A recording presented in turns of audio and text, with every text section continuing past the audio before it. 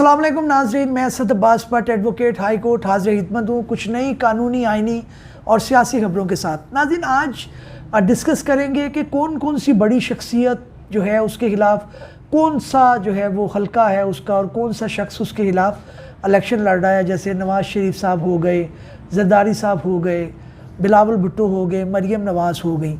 तो ये जो शख्सियात हैं इनके अगेंस्ट कौन लड़ रहा है इसके ऊपर बात करेंगे। इसके अलावा बानी पीटीआई को हाई कोर्ट से एक बड़ा रिलीफ मिला है, किन किन मुकदमात के अंदर उनकी ज़मानत हो चुकी है उसके ऊपर बात करेंगे। और उन्होंने मुकालमा करते हुए सहाफ़ियों से ये बताया कि उनके वकला साइफ़र केस के अंदर क्यों कर पेश नहीं हो पा रहे, क्या वजूहात है वो भी सामने आ चुकी हैं। दूसरा, ये क्या वजह है कि उन्होंने सरकारी वकील जो है उनको इख्तियार करने से या उनके ज़रिए से अपनी वकालत करवाने को जो है वो तरजीह नहीं दी और इनकार कर दिया। इसके अलावा जनाब काफ़ी ख़बरें हैं, गैस के नर्ख भी जो है वो बढ़ चुके हैं और सोने की कीमत है उसके ऊपर भी बात करेंगे। लेकिन सबसे पहले हम बात करते हैं कि चीफ़ जस्टिस साहब ने, काजी फ़ाइज़ ईसा साहब ने ऑर्डर किया था कि जो आला अदलिया है, जो आपकी जो है वो सुप्रीम कोर्ट है, उसके जजेस के ख़िलाफ़ जो है वो एक मुहिम चलाई जा रही है।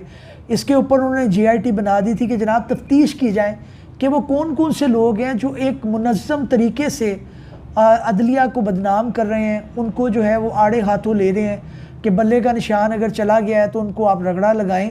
तो उसके ऊपर क्या हुआ है वो पेशरफ्त आपके सामने मैं रखता हूँ।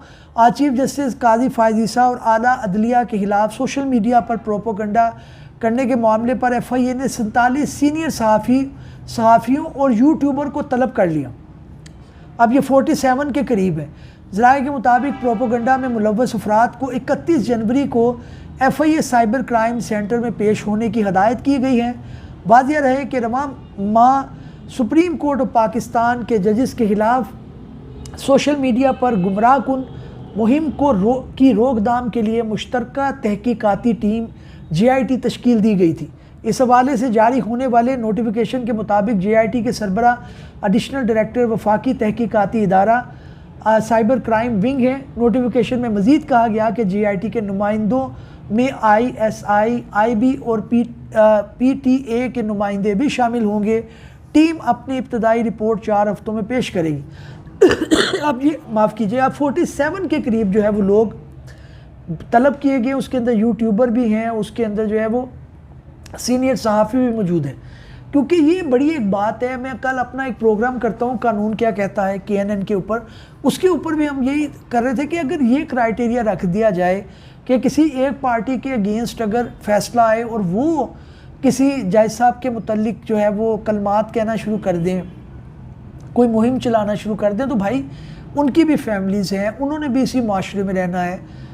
मैं ये नहीं कहता कि गलती नहीं हो सकती, कोई फ़ैसला अच्छा भी हो सकता है कोई फ़ैसला गलत भी हो सकता है। आप फ़ैसले को तनकीद का निशाना बनाएं। आपके जी काजी फ़ाइज़ ईसा साहब ये हैं, फ़लाँ हैं, उन्होंने फ़लाँ कर दिया है, उन्होंने बदला ले लिया है, उन्होंने PTI को जो है वो आड़े हाथों लिया। भाई अगर वो आपको कोई फ़ैसले आपके जो फेवर में आ रहे हैं तो उनको भी तो आप अप्रिशिएट करें। साइबर केस के अंदर बेल किसने ली है? सुप्रीम कोर्ट ने ली है, तो तब आप उसको अप्रिशिएट नहीं करते। तो इसलिए ये क्राइटेरिया नहीं होना चाहिए, वो किसी भी पॉलिटिकल पार्टी से हो। इदारों को मलाइन नहीं करना चाहिए। आप जजमेंट को डिस्कस करें, उसके अंदर पॉइंट निकालें, कानूनी ये ठीक है, कानूनी ये गलत है। लेकिन यहाँ पे अंधी तकलीद का मामला चलता है। अगर कोई साहब PTI के दोस्त हैं तो वो कहते हैं जी उसके अलावा दुनिया में है ही कुछ नहीं। अगर कोई नून लीग का है तो वो कहता है जनाब कि मैं इसके अलावा तो कोई बात ही नहीं सुनूंगा। ये रवैया ख़त्म होना चाहिए। अगली जनाब, मुल्क में सोने की कीमत फ़ी तोला कीमत जो है वो 300 रुपये कम होकर 2,13,900 रुपये हो गई है। अब ये कम तो हुई है लेकिन अभी भी बहुत ज़्यादा है, और ये इतनी तो रोज़ कभी कम हो जाती कभी ज़्यादा हो जाती है। आज अगली जो ख़बर है जनाब वो मैं आपको बताना चाहूँगा, मशहूर सियासतदानों के मद्दे मुकाबिल कौन इलेक्शन लड़ रहा है।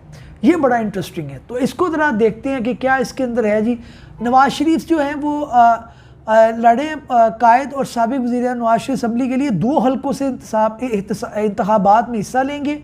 मानसरा के हलका 15 से पीपल्स पार्टी के उम्मीदवार अज़हर गुल खान और जमीयत उलमा इस्लाम के मुफ्ती कफ़ायतुल्लाह उनके मद्दे मुकाबिल होंगे, और लाहौर के हलका N 130 से पाकिस्तान तहरीक इंसाफ की उम्मीदवार डॉक्टर यास्मीन राशिद और तहरीक लब्बैक पाकिस्तान के मखदूम मोहम्मद रियाज नवाज शरीफ के मद्दे मुकाबले होंगे। जनाब हल्का 15 है और उसके अलावा मानसरा का 115 है और 130 लाहौर का है। अच्छा जी, आसिफ अली जरदारी साहब के मद्दे मुकाबले कौन है जी? वो हल्का 207 से इलेक्शन लड़ रहे हैं। उनके मद्दे मुकाबले जो हैं वो उम्मीदवार सरदार शेर मोहम्मद रिंद और आज़ाद उम्मीदवार सजाद हुसैन शाह नकवी होंगे, तो ये लड़े हैं। मौलाना फजलुर रहमान जी वो भी 2 हलकों से लड़ रहे हैं, 44 से और 265 से। 44 में जो है अली अमीन ख़ान और पीपल्स पार्टी के फैसल करीम कुंडी उनके खिलाफ हैं, और जी जनाब 265 से मौलाना फजलुर रहमान के खिलाफ अवामी नेशनल पार्टी के अब्दुल रशीद नासिर, आज़ाद उम्मीदवार असफद खान याद काकड़ और पाकिस्तान तहरीक नज़रियाती के उम्मीदवार सैयद ज़हूर अहमद आगा इलेक्शन लड़े हैं। इसके अलावा शहबाज शरीफ साहब जो हैं वो साबिक वज़ीर आज़म भी हैं और पाकिस्तान मुस्लिम लीग के वो सदर भी रहे हैं। उनके जो 2 हल्कों से किस्मत आजमाई कर रहे हैं। लाहौर के हल्का 123 से पाकिस्तान तहरीक इंसाफ के अफजाल अजीम और जमात इस्लामी के लियाकत बलोच हैं, और कसूर के हल्के यानी 132 से शहबाज शरीफ के मद्दे मुकाबल PTI के सरदार मोहम्मद हुसैन डोगर और पाकिस्तान पीपल्स पार्टी के शमीम सफदर हैं। बिलावल भट्टो के मुकाबले में वो भी जो है वो 2 हल्कों से 127 है और 194 है। 127 से PTI के मलक ज़हीर बास खोकर हैं और मुस्लिम लीग नून के अताउल्लाह तारड़ हैं। ये भी ज़रा कांटेदार मुकाबले। लाड़काना के हल्का NA 194 से बिलावल भट्टो जरदारी के खिलाफ जमीयत उलमा इस्लाम के राशिद महमूद सुमरो इलेक्शन लड़ रहे हैं। अच्छा, ये मरियम नवाज साहिबा जो है ना वो भी तकरीबन 119 से इंतखाबात में हिस्सा ले रही हैं, जहाँ PTI के नामजद उम्मीदवार शहजाद फ़रूक और TLP के उम्मीदवार मोहम्मद ज़हीर उनके मद्दे मुकाबिल हैं। इसके अलावा जी बाकी भी लोग हैं, जहांगीर तरीन है, शेख रशीद है, परवेज़ खटक है, अलीम ख़ान जो हैं वो 117 से उम्मीदवार हैं। उनके खिलाफ अबरारुल हक लड़ रहे हैं बतौर आज़ाद उम्मीदवार, और PTI के अली एजाज इलेक्शन लड़ रहे हैं। इसी तरह से जनाब मुख्तलिफ जो हैं वो शख्सियात लड़ रही है। कांटेदार मुकाबला होगा, लेकिन एक बात बहुत इंपॉर्टेंट है कि हम सारा साल कोसते हैं गवर्नमेंट को, अपोजिशन को, ये पॉलिटिकल लीडरान को, लेकिन सिस्टम इसके अलावा चल नहीं सकता। ज़रूरी है कि आप अपना वोट कास्ट करें, किसी भी पार्टी को दें, लेकिन आप निकलें और अपना हक के जो आपका हक है वोट का और हक के इजहार है उसको ज़रूर बताएं आप कि आप किसको वोट करते हैं। चॉइस आपकी अच्छी हो सकती है, कम अच्छी हो सकती है, बुरी हो सकती है, कम बुरी हो सकती है, लेकिन यहाँ पे जो एक ट्रेंड है कि जनाब आपने वोट नहीं डालने जाना, उसको ख़त्म होना चाहिए। अच्छा जनाब, बानी PTI और शाह महमूद कुरैशी का सरकार की तरफ से दिए गए वकला सफाई पर इजहार अदम एतमाद। बानी PTI ने जेल के अंदर ये अपनी रखी है बात, उन्होंने कहा जनाब हमारे सारे वकला जो हैं वो कैंपेन के अंदर हैं, वो इलेक्शन के अंदर हैं, तो how could it be possible कि आप वो आग यहाँ पर आके आपकी इलेक्शन मुहिम लड़ें, जिसके ऊपर उनको कहा गया कि जनाब आप जो है ना वो सरकारी वकील ले लें। उन्होंने कहा कि जनाब सरकारी वकील हम नहीं ले सकते, जाहिर है उनके ऊपर आपने ट्रस्ट करना है नहीं करना, तो ये हर एक मुलजिम का राइट होता है कि वो बात करे अपने वकील के ज़रिए, अपनी चॉइस के वकील के ज़रिए। तो ये उन्होंने अच्छा कहा है, इसकी तफसील पढ़ लेते हैं। ऑफिशियल सीक्रेट एक्ट से मुतल्लिक साइफर केस की समाअत में बानी PTI और शाह महमूद कुरैशी के वकला ने के न आने पर सरकार की तरफ से वकला सफाई मुकर्रर कर दिए गए। रावलपिंडी अडियाला जेल में ऑफिशियल सीक्रेट एक्ट से मुतल्लिक साइफर केस की समाअत हुई। अदालत के अहकामात पर बानी PTI शाह महमूद कुरैशी को सरकार की तरफ से दिए गए वकला अदालत में पेश हुए, ताहम बानी PTI और शाह महमूद कुरैशी ने वकला सफाई पर इजहार अदम एतमाद कर दिया। शाह महमूद कुरैशी ने सरकार की तरफ से दिए गए वकील सफाई की केस फाइल हवा में उछाल दी। जाहिर है अदालत में बानी PTI ने कहा कि जिन वकला पर हमें एतमाद ही नहीं वो क्या हमारी नुमाइंदगी करेंगे, जज साहब ये मजाक चल रहा है। अच्छी बात है, उनका राइट है, और ये इसके अंदर कल भी मैं कह चुका हूँ, उनका थोड़ा सा ये है कि बानी PTI चाहते हैं कि 8 फरवरी तक ये फैसला ना आए, तूल पकड़ जाए, या अगर उनको जरा के बगैर ही कर दिया जाता है सज़ा तो उसके अंदर उनको अपील के अंदर एक अच्छी जो है वो रिलीफ मिल सकता है।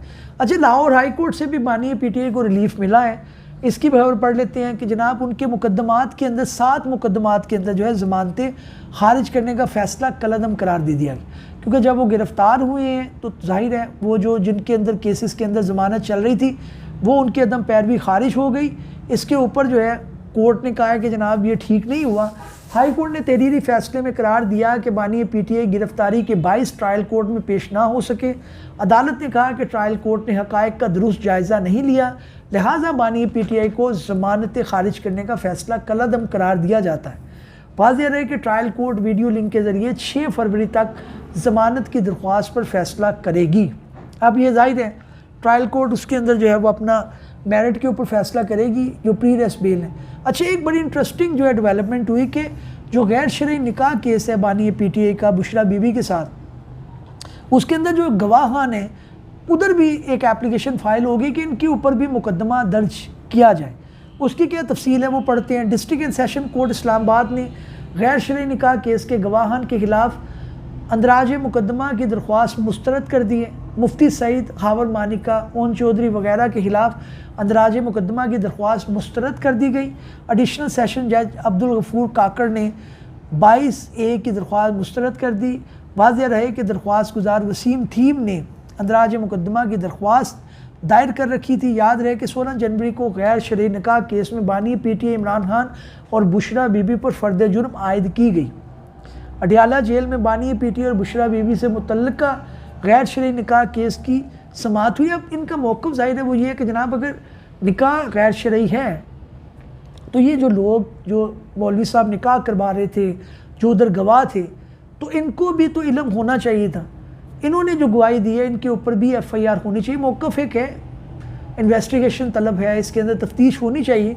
लेकिन जाहिर है वो ये प्ली ले सकते हैं कि जनाब ये तो औरत का अपना मामला है कि वो डिक्लेयर करे कि उसका पहला निकाह कब हुआ, पहला डिवोर्स कब हुई, क्या वो इद्दत के पीरियड के अंदर है या नहीं है, तो खारिज हो चुकी है। अब इसके अंदर शायद वो अपील करें।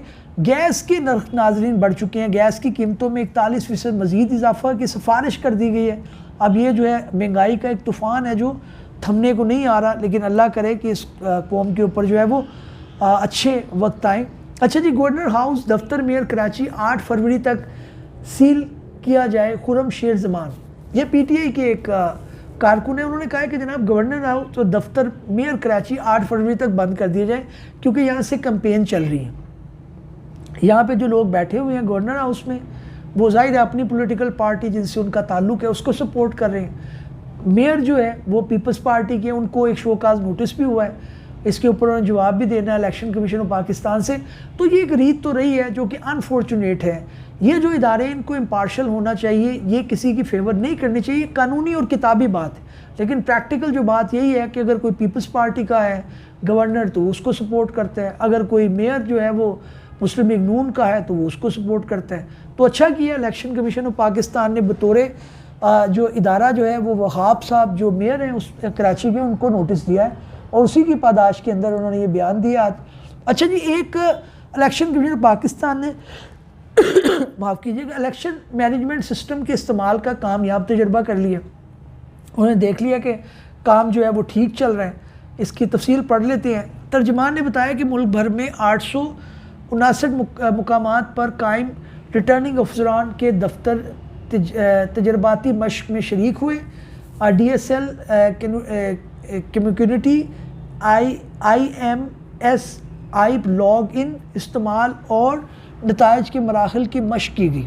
ये अच्छा एक हो गया ताकि इसके अंदर कोई टेक्निकल ख़राबी ना हो। नाज़रीन, यही आज की खबरें। उम्मीद है काबिश आपको पसंद आई होगी। नए भी लोग में हाज़िर खिदमत होंगी। इजाज़त दीजिए, अल्लाह हाफ़िज़।